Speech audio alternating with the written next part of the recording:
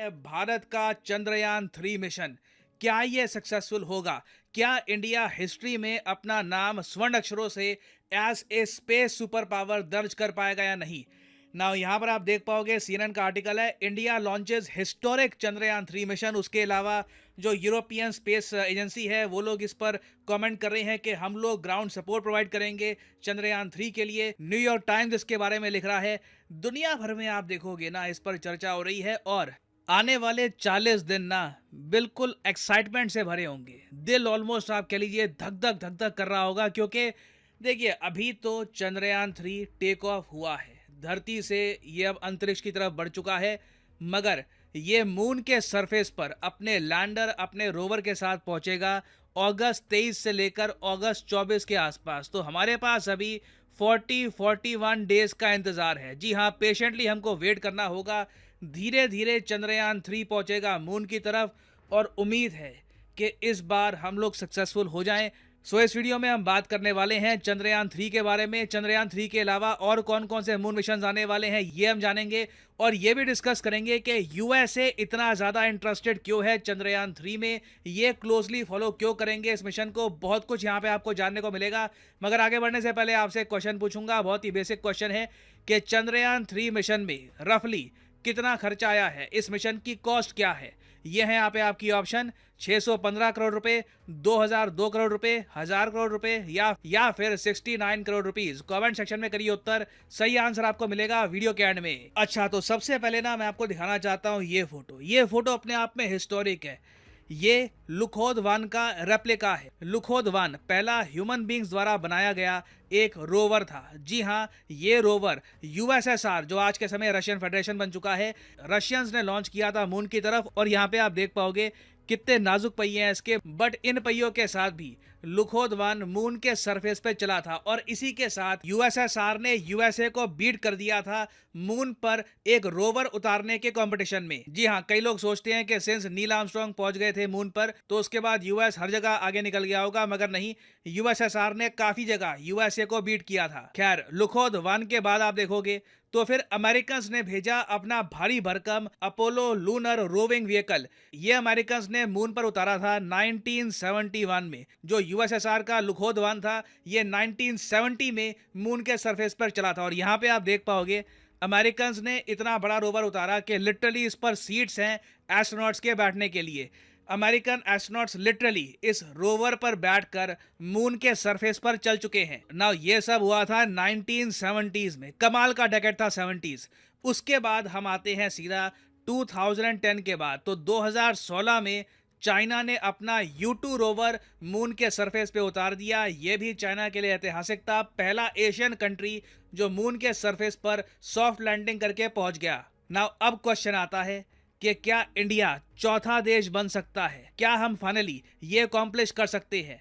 देखिए, चंद्रयान 3 बहुत हद तक सक्सेसफुल हो सकता है, क्योंकि आप अगर चंद्रयान 2 से इसको कंपेयर करोगे ना, तो चंद्रयान 2 बहुत कॉम्प्लेक्स था, काफी मुश्किल मिशन था। चंद्रयान 2 में इंडिया का प्लान ये था कि इकट्ठा ना हम मून पर एक ऑर्बिटर जो मून को ऑर्बिट करेगा ये लॉन्च करेंगे, साथ में उसी ऑर्बिटर से कनेक्टेड होगा एक लैंडर और लैंडर के अंदर होगा एक रोवर। अमेरिकन ने भी देखा था इसको और ये कहा कि ये मिशन बहुत ही कॉम्प्लेक्स है, इंडिया ने एक बहुत ही चैलेंजिंग टास्क लिया है, और हम लोग ऑलमोस्ट सक्सेसफुल हो ही गए थे। We were that close. Last moment पर जो लैंडर था ये प्रॉपरली लैंड कर नहीं पाया, मून के सरफेस पर क्रैश कर गया, मगर रोवर आज भी प्रॉपरली काम कर रहा है। तो चंद्रयान 2 में आप कह सकते हैं कुछ सक्सेस मिली, कुछ फेलियर्स भी साथ में लगे। 100% सक्सेसफुल मिशन नहीं था ये। मगर इस बार चंद्रयान 3 में मिशन ज्यादा सिंपल है, इतना जटिल नहीं है जितना चंद्रयान 2 में था।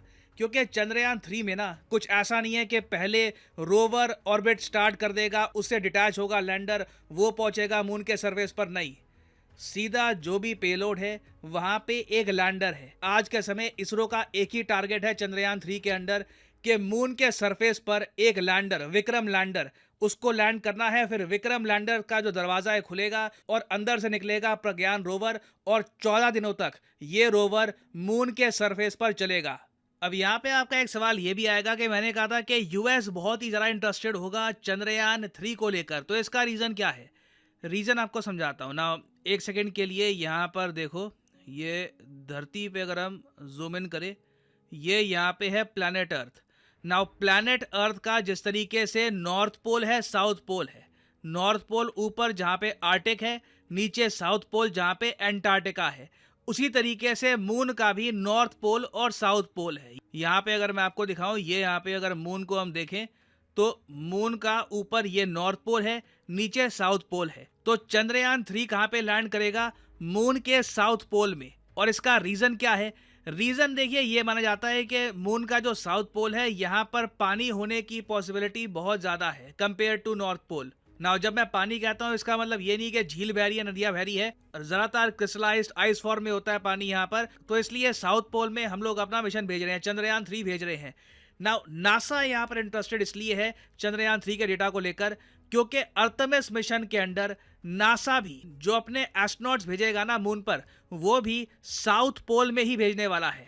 और हाँ, कुछ लोगों को ये भी डाउट है कि इंडिया भी क्या यूएसए के साथ मून पर जाएगा। तो देखिए, इंडिया ने अर्थमिस अकॉर्ड साइन किए हैं। जैसे मैंने अपनी वीडियो में आपको बताया था कि इंडिया ने अर्थमिस अकॉर्ड साइन किए हैं, ये नॉन बाइंडिंग इन नेचर होते हैं।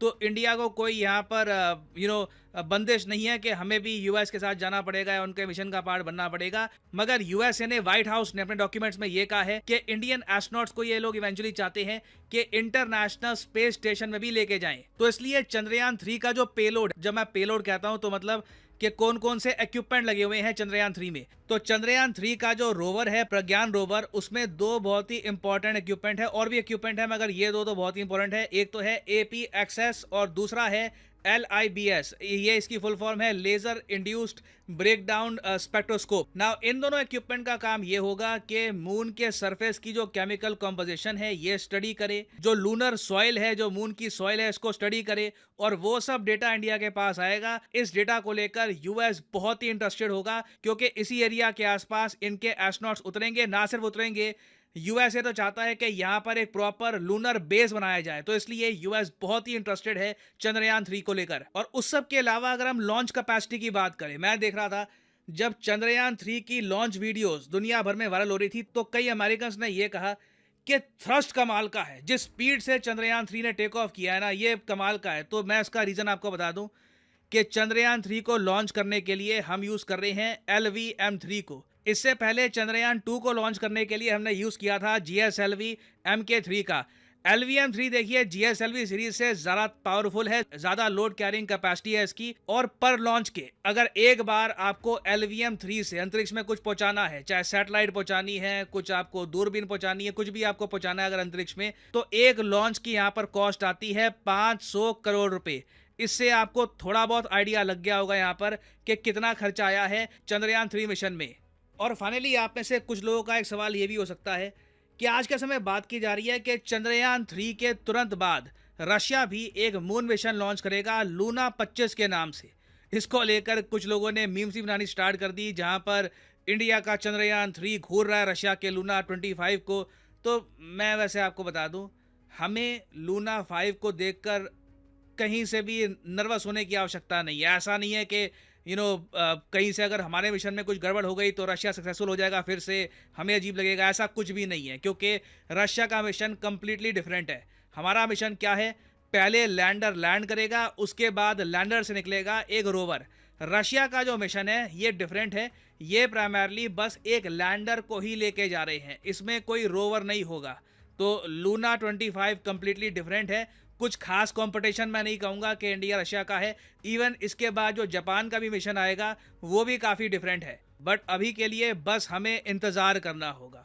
40 डेज का वेट है। 40th या फिर 41st डे में हमको पता लग जाएगा कि चंद्रयान 3 किस तरीके से लैंडिंग करता है मून पर। और मैं आपको ये बता दूं, इंडिया का रोवर जब मून पर चलेगा ना, तब आप देखिएगा दुनिया कैसे सेलिब्रेट करती है। इंडिया को कहां कहां से कांग्रेचुलेशन आएंगी।